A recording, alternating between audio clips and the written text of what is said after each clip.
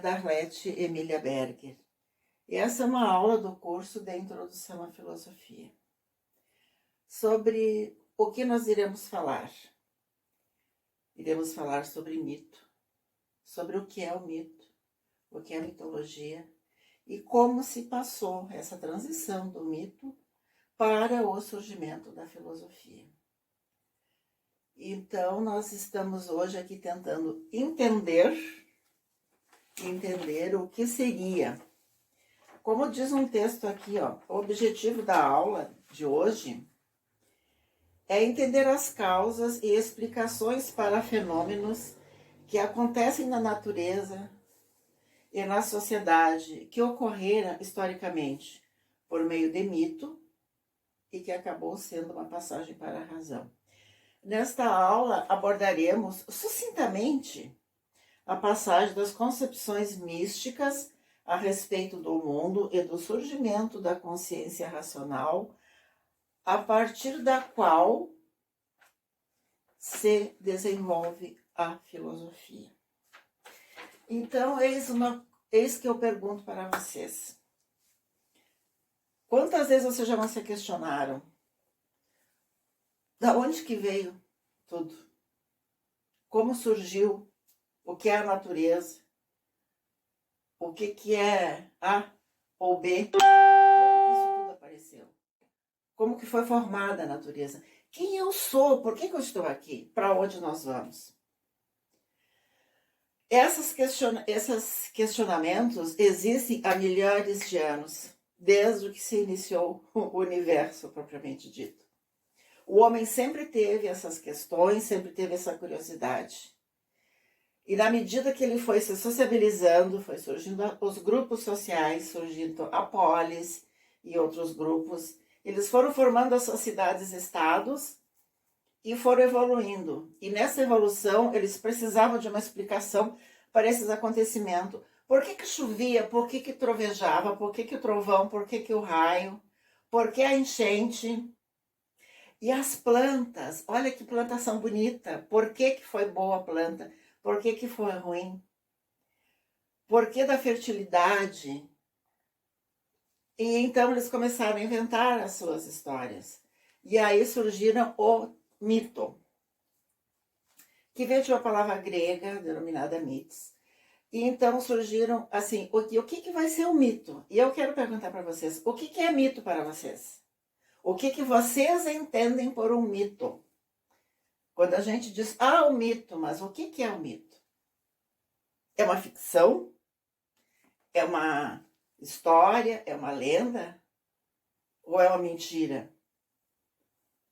Bom, pode ser qualquer coisa, mas no nosso caso, que nós estamos estudando o mito da filosofia, na verdade, significa literalmente, mitos são narrativas.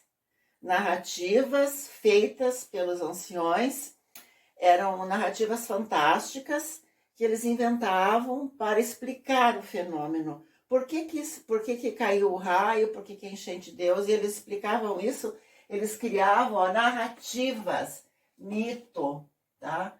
São narrativas. E eles criavam essas narrativas usando deuses, titãs, heróis, super-heróis. Que hoje nós dizemos super-heróis, mas para eles na época eram tidos como os deuses. E eles explicavam a partir disso o que acontecia. Se eles tinham sido bons, se ou não, que também isso acabou sendo uma forma de estipular comportamentos bons ou ruins, né? Recompensas boas ou más de acordo com o comportamento de cada um. E assim foi passando o tempo e as narrativas foram passando de gerações a gerações. Os anciãos passavam, os mais novos acreditavam e levavam, e assim criou um padrão de comportamento. Tudo era feito de acordo com os deuses, com os titãs. E eis que de repente, isso não satisfazia mais, né? Fomos se questionando. Vocês não se questionam as coisas na sua casa? Pois eles também acabaram se questionando. E acabaram tentando entender tudo isso. Mas até nós chegarmos a esses questionamentos, nós vamos falar que nisso tudo se criou uma mitologia, que é o que nós estamos falando hoje, mitologia, ó. O que significa mitologia? É o estudo desses mitos. Quem já não ouviu falar no mito da caverna? O complexo de Édipo? Quem não ouviu falar de Thor? Que são todos seres que eram seres mitológicos. E eles não representavam nem uma mentira, nem uma ficção, como eu já disse. Eles representavam um padrão de comportamento. Era um padrão de comportamento a ser seguido por toda uma sociedade. E nessa época, eles faziam isso porque eles tentavam buscar a origem do mundo, nas quais os homens, eles imitavam os deuses, eles imitavam as crenças, pois havia a crença de que isso faria essa prática, permitiria a fertilidade da terra, a fecundidade feminina, o nascimento de fruto, a sucessão dos dias e as noites, como acontecia o dia e a noite, né? Entre todos os fenômenos. Mas tudo isso era baseado na fé. De certa forma, é uma forma de religiosidade que eles tinham, como ainda hoje nós temos em muitas religiões. Só que para eles era tudo o que tinha para explicar o que acontecia. O mito é o estudo dos mitos. Mitologia é o estudo dos mitos. E durante muito tempo eles fizeram a realidade desses povos antigos. Era tudo o que eles tinham para explicar as coisas, desde a polis. A origem do conhecimento foi toda originada nos mitos. Eles tinham os mitos para explicar tudo, como eu já falei. Deuses, divindades, heróis. E isso tudo vinha eles eram, como direi um termo para ser mais específico, eles representavam o bem viver e a forma de recompensa. Se você era bom, esses deuses, eles tinham os dois lados, ele tinha o bem e o mal. Eles poderiam, assim, ter recompensas ou serem castigados.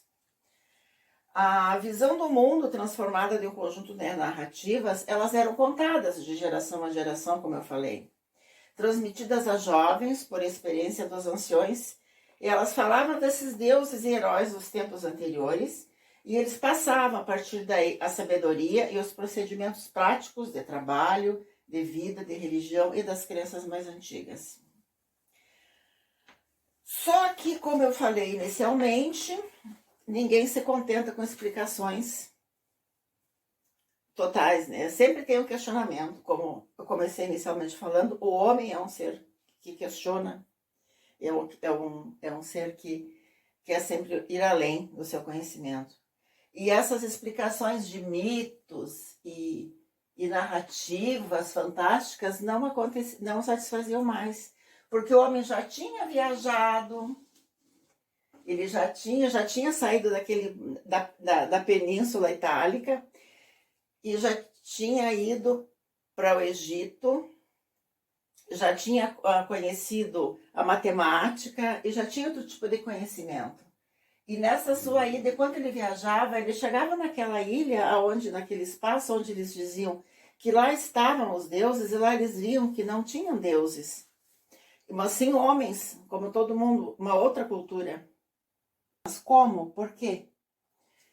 Aí aconteceu que passaram essa ruptura fez com que do mitológico passasse para a cosmologia.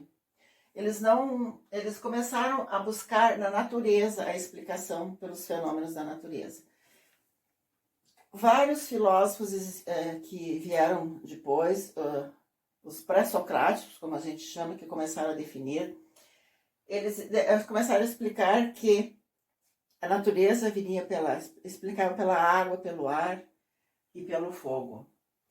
Mas, na verdade, a filosofia e o pensamento e a atitude filosófica se resume em problematizar as questões sempre. Aquilo que existe, você vai questionar. E a filosofia é sempre um questionamento de ser verdadeiro ou falso. do ser ou do não ser, do é ou não é. Nesses pressupostos básicos que são necessários para esse questionamento, é uma problematização quase que matemática, porque nós temos que colocar o que achamos, o que pode ser verdadeiro ou não, para chegarmos a uma conclusão. É necessário que usemos a racionalidade, a razão e a consciência real para chegarmos a uma conclusão. Porque a filosofia é baseada nos acontecimentos, não mais nos causas e efeitos, mas o que nos cerca, nas coisas que nos cercam. E tudo isso começou, esse questionamento, com as viagens, que quando eles se deslocaram de uma polis para outra, eles começaram a perceber que existiam outras formas de educação, outras formas de cultura, outros mitos, e passaram a contestar os que neles existiam, se seriam verdadeiros ou não. Com o advento da moeda, do dinheiro, da escrita, do calendário e das próprias leis que deveriam existir nessas comunidades, que foram chamadas polis, depois cidade-estado, começaram-se a formar opiniões, a discutir e a formar-se novos conceitos, surgindo assim as primeiras ideias de filosofia. Na verdade, que não se chamava filosofia na época, eram questões colocadas, eram questionamentos, que só foi ter esse nome depois lá adiante, Pitágoras, que foi denominar filosofia. O primeiro filósofo foi Tales de Mileto, que conseguiu, pela sua observação, pela sua análise de tudo o que acontecia em volta de si, começou a chegar a umas conclusões a respeito de como acontecia chuva, tempo, colheitas, todos esses questionamentos, e de por que aqui estamos e por que aqui viemos e para onde que vamos. Na verdade, o espanto diante das atitudes diante das coisas que acontecem, e a admiração da natureza e esse espanto fez com que tudo começasse a ser esclarecido. Tudo começava a ser questionados, porque na verdade filosofia é isso. Não tem uma definição exata para filosofia, porque filosofia, cada filósofo vai ter a sua definição, mas na verdade filosofia é sempre um eterno questionar. É um eterno problematizar, e achar respostas e problematizar essas respostas e questionar essas respostas. Portanto, temos que ser críticos, temos que ter admiração, temos que ter espanto e deixar que os mitos da atualidade sigam, que não são as mesmas coisas que antigamente. Os mitos antes eram para representar uma forma de vida e uma forma dos acontecimentos. Hoje já não é assim e temos que verificar sempre as nossas informações se são corretas ou não. Isso é uma atitude filosófica. Questionar sempre, porque as fake news estão aí. E assim sendo, com espanto, admiração e crítica, espero que vocês tenham tido uma noção exata do que pode ser filosofia, porque todos nós podemos, de certa forma, no nosso dia a dia, termos atitudes filosóficas. Não seremos todos grandes filósofos, mas com certeza abriremos um espaço para questionamentos do nosso entorno. Como antes eu falei ali, eu acho que não existe, a gente tem que começar a questionar para dizer eu penso que, para podermos afirmar as nossas crenças e opiniões de uma forma baseada, de uma forma solidificada com embasamentos e com conceitos e definições.